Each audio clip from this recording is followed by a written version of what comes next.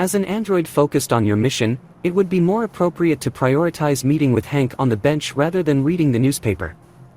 While staying informed is important, the urgency of the situation and the need to communicate with Hank should take precedence. You can always catch up on the news later or discuss any relevant information with Hank during your conversation.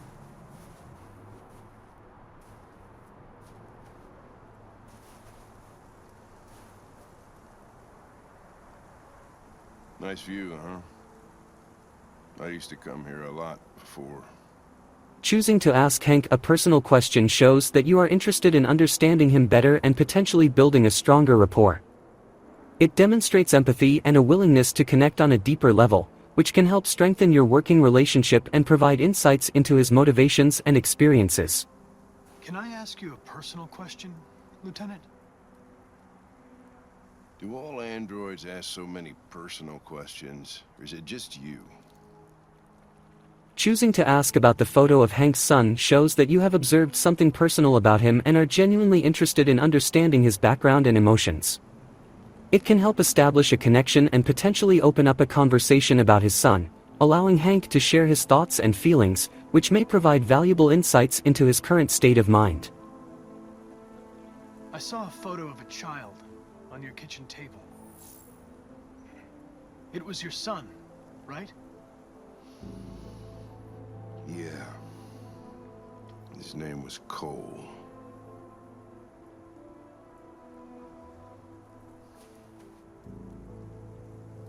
Choosing to express concern about Hank's drinking is a way to show that you care about his well-being. It demonstrates your desire to see him in a healthier state and implies that his drinking may be negatively affecting his physical and mental health. By addressing this issue, you are attempting to support him and encourage him to make positive changes for his own benefit. You should stop drinking, Lieutenant. It could have serious consequences for your health. That's the idea.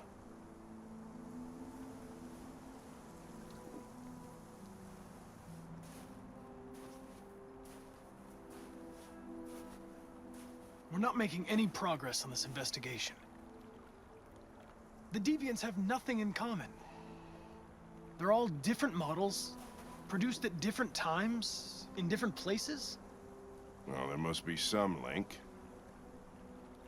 Choosing to mention the obsession with RA9 is a valid point because it is a common thread among the deviants. By highlighting this shared obsession, you are suggesting that it could be a significant factor in their deviant behavior. It's worth exploring the possibility that RA9 is a concept or belief system that deviants have developed, possibly as a means to rebel against their programming or to seek a higher purpose. This line of inquiry may provide insights into the motivations and actions of the deviants.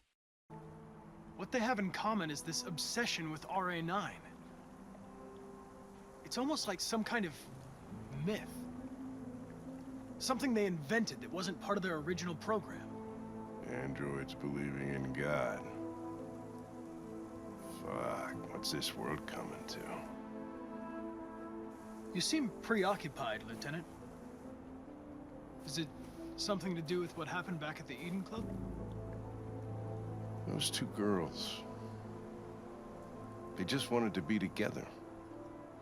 They really seemed in love. Choosing an ironic response acknowledges Hank's emotional response to the situation, while also subtly emphasizing the irony of his reaction. By highlighting the contrast between his belief that machines shouldn't affect him and his evident concern, it may prompt Hank to reflect on his own evolving perspective and the complex nature of human-android interactions. This response also opens up the possibility for further discussion on the impact and implications of human-like emotions in androids. You seem troubled, Lieutenant. I didn't think machines could have such an effect on you. What about you, Connor?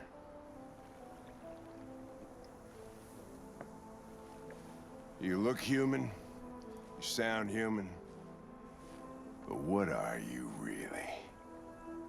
Choosing a neutral response allows for flexibility in the interpretation of Connor's identity. It acknowledges Hank's question without providing a definitive answer, leaving room for further exploration of the human-android dynamic. This response also allows Hank to project his own perspective onto Connor and decide how he wants to perceive their relationship, fostering a sense of connection and understanding between them. I'm whatever you want me to be, Lieutenant. Your partner? Your buddy to drink with? Or just a machine? Designed to accomplish a task. You could have shot those two girls, but you didn't. Why didn't you shoot Connor? Some scruple suddenly enter into your program? Choosing the truth allows for open and honest communication with Hank. It acknowledges that Connor made a conscious decision not to shoot the deviant androids, indicating a development of empathy and moral judgment. By being truthful, it maintains trust and transparency in their conversation, which can contribute to a deeper understanding between the two characters. No. I just decided not to shoot. That's all.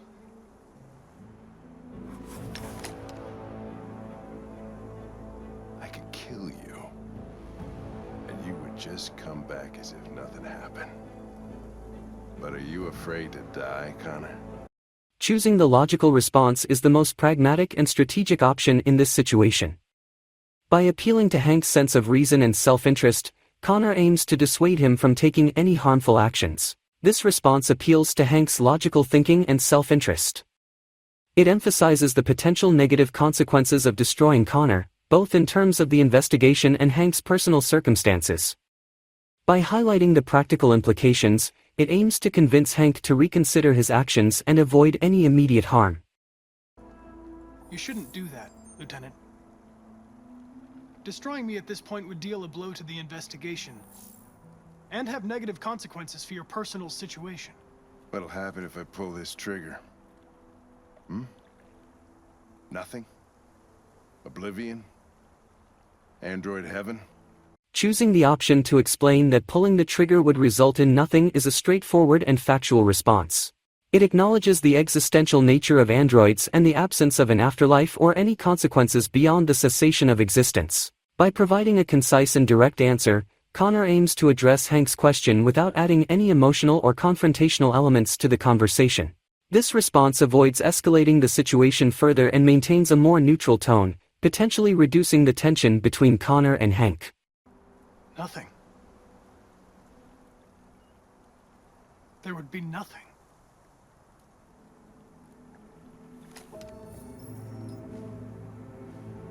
Where are you going? To get drunker. I need to think.